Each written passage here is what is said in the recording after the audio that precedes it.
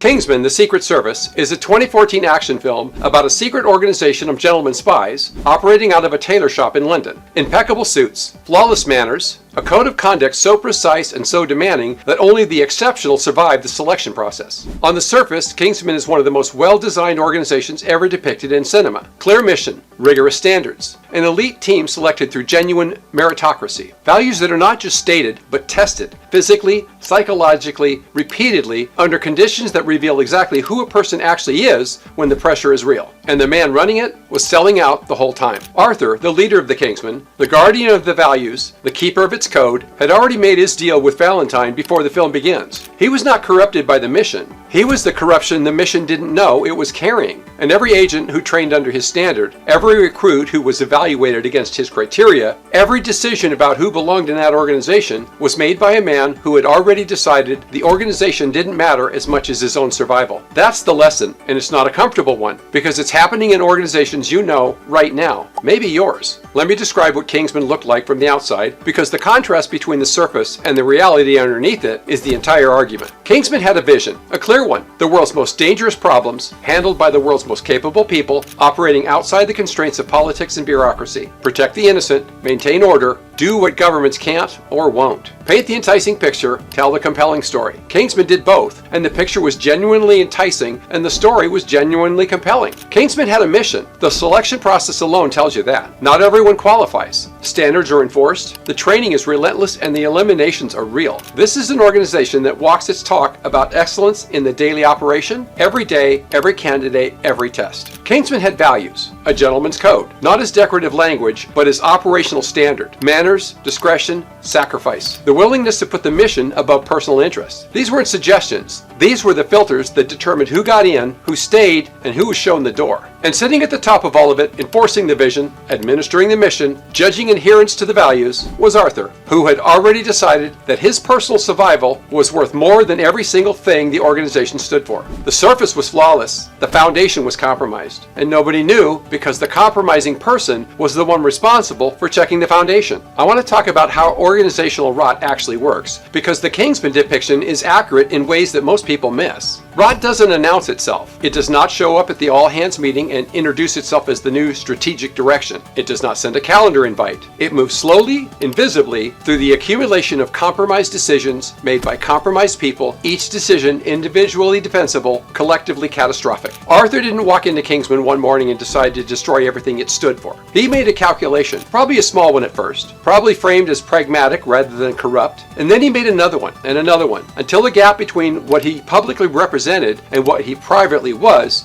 had become so wide that crossing back was no longer possible. But by the time Valentine's plan was operational, Arthur wasn't choosing between loyalty and survival. He'd already made that choice, quietly, some time ago. Cause. Leadership makes value-adjacent decisions, not outright violations, but accommodations, compromises. The client that's kept despite the cultural violation because the revenue is too important, the executive whose behavior is managed around because the relationship is too valuable, the standard that's bent for the person who's too difficult to replace. Each one individually justified. Each one is a signal to the entire organization about what the values actually are. Behavior. The organization watches. Always. Every person in the building is running a continuous calibration between what leadership says and what leadership does. When the gap opens, even slightly, even once, the calibration shifts. People stop trusting the stated values and start trusting the observable pattern. And the observable pattern is the values apply to everyone except the people powerful enough to be exempt from them. Consequence. The culture does not collapse in a dramatic moment. It hollows out. The people who take the values seriously, who came to the organization because of what it stood for, begin to disengage. They stay because the work is still good and the compensation is still right, but they stop being missionaries and start being employees. The people who were always more comfortable with the flexible version of the values move into the vacuum. And by the time the crisis reveals what's underneath, the organization that existed on paper hasn't existed in practice for years. Arthur's Kingsman looked perfect on the surface because the surface was maintained. The suits were impeccable. The manners were flawless. The training was rigorous. But the culture, the actual lived standards that determined what the organization did when it was genuinely tested, had been quietly sold to the highest bidder. I'm going to ask you 3 questions. They're not comfortable questions. they're the right ones.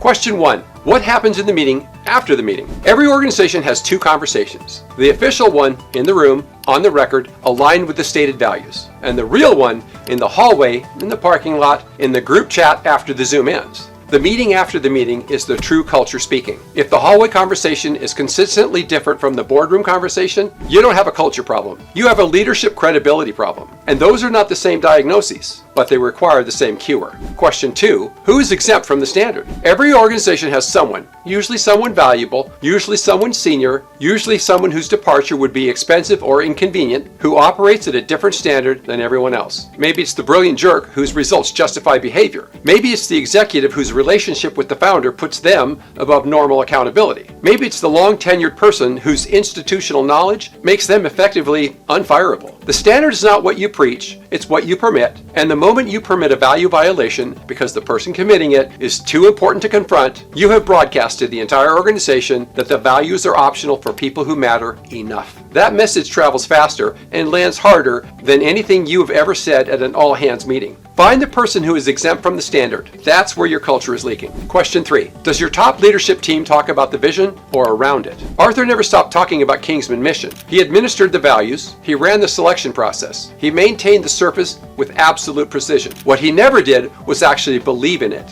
And the difference between a leader who believes in the vision and a leader who administers it is something your organization can feel, even when it can't name it. Is your leadership team pointing to the vision constantly, deliberately, as the thing that matters most? Or are they managing towards vision the way Arthur managed Kingsman, maintaining the appearance while privately calculating something else? I want to spend a moment on Harry Hart, because the movie gives us the counter-argument to Arthur in the same building, and it's worth understanding what that contrast actually represents. Harry Hart believed in Kingsman, not the institution, in what the institution was supposed to be. He believed in the vision behind the suits and the manners and the selection process. He believed enough to sponsor a kid from a council estate with a criminal record and a chip on his shoulder because he saw in Eggsy something the institution's filter would have missed. He believed it enough to hold Eggsy to a genuine standard rather than a comfortable one. He believed it enough that his death in the firm is genuinely felt because he was the thing the organization claimed to be, walking around in it every day. Here's the structural principle. If the wrong people carry the culture becomes the wrong culture. This is not a metaphor. It's an engineering principle applied to human organizations. Arthur carried Kingsman's culture. Arthur was compromised. Therefore, Kingsman's culture was compromised. Regardless of how well the surface was maintained, regardless of how rigorous the selection process appeared, regardless of how impeccable the manners were, Harry Hart carried something else. Something that survived Arthur's corruption, survived Harry's own death, and ultimately transferred to Eggsy, who then became the thing the organization needed at the moment the organization needed it most. That transfer happened not through the institution, but through the genuine belief, genuine investment, and genuine adherence to the values at the personal level. The lesson? Your culture is not what your organization says it is. Your culture is what your people actually carry. And what your people carry is determined almost entirely by whom it is at the top and what they actually believe. Not what they publicly represent, but what they actually, privately, under pressure, believe. Find your Harry Hart, protect them, and make very sure Arthur is not running the building.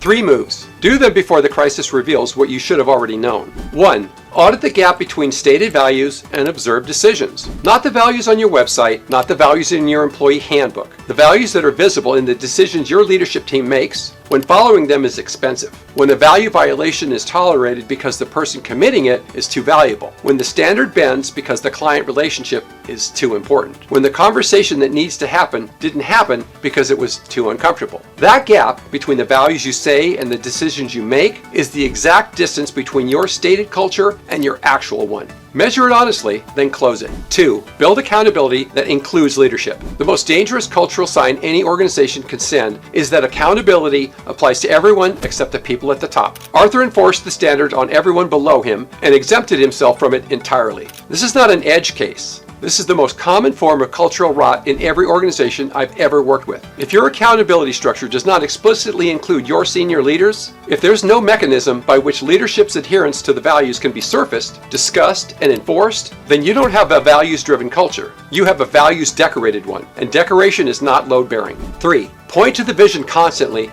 and mean it. A crisis does not create cultural collapse. It reveals the toxic foundation that was already there. Arthur's compromise didn't begin the day Valentine made his offer. It began the day Arthur started treating Kingsman vision as something to administer rather than something to believe in. The antidote is not more rigorous process. It's more genuine belief, and the only way genuine belief spreads through an organization is if the people at the top demonstrate it publicly, consistently, at personal cost when the occasion demands it. Paint the enticing picture, tell the compelling story, then live it where everyone can see you doing it. This is the only version of the culture that holds when the storm hits. Kingsman looked perfect. The suits were impeccable, the manners were flawless, the standards were real and rigorous and enforced without exception, except for the one exception that mattered most, at the very top where no one was checking. A crisis doesn't create cultural collapse. It reveals the toxic foundation that was already there. Arthur's betrayal of Kingsman didn't destroy a healthy organization. It revealed an organization that had never been structurally designed to survive the corruption of its leadership, because the leadership was the check on everything else, and the leadership was already gone. Your organization has an Arthur. Maybe it's a person, maybe it's a pattern, maybe it's a decision that was made years ago that everyone has quietly accommodated and nobody's named. Whatever it is, the culture knows.